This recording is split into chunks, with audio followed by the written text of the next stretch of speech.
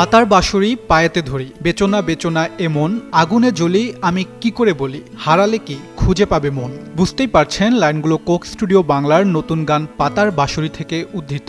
প্রেম, অপেক্ষা আর বিরহের চিরন্তন অনুভূতি নিয়ে কোক স্টুডিও বাংলার চতুর্থ মৌসুমের নতুন গান পাতার বাঁশরি, যা গত শনিবার কোক স্টুডিও বাংলার সব অফিসিয়াল ডিজিটাল প্ল্যাটফর্মে প্রকাশিত হয়েছে।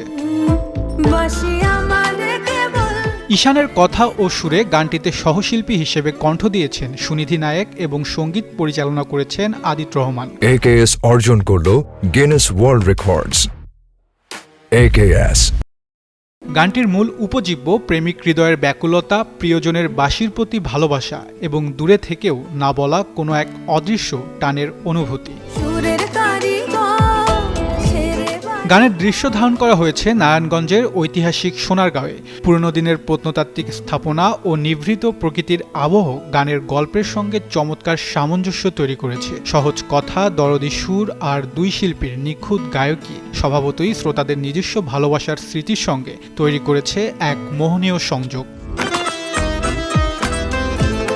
পাতার বাঁশরির সঙ্গে যুক্ত হওয়া প্রসঙ্গে গণমাধ্যমকে সুনিধি নায়েক বলেন, ঈশান একদিন ফোন দিয়ে জানালো সে একটি গান বানাচ্ছে। তখন পুরোটা তৈরি হয়নি। বলল, আমি চাই তুমি গানটা শোনো, পছন্দ হলে জানিও। আমি শুনলাম এবং বেশ ভালো লাগলো। তখনও জানতাম না গানটি কোথায় যাবে, মনের তাগিদেই বানাচ্ছিলাম, যা ৬-৭ মাস আগের কথা। গানটা কখন কোক স্টুডিওর জন্য নির্বাচিত হয়েছে জানতাম না। সিলেক্ট হওয়ার 2 দিন পর জানতে পারি। ঈশান অনেক মেধাবী, ওর লেখা খুব ভালো লাগে, তার সঙ্গে কাজের অভিজ্ঞতাও সুন্দর। এই সময়ে ওর জেনারেশনের অন্য কেউ ওর মতো এত সুন্দর গান লিখতে পারবে কিনা আমি জানি না।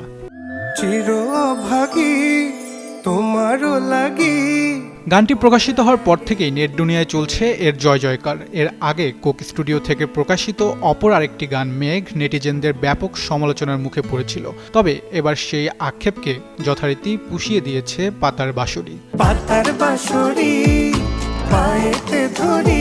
তাসলিন বর্ণ, যুগান্তর নিউজ।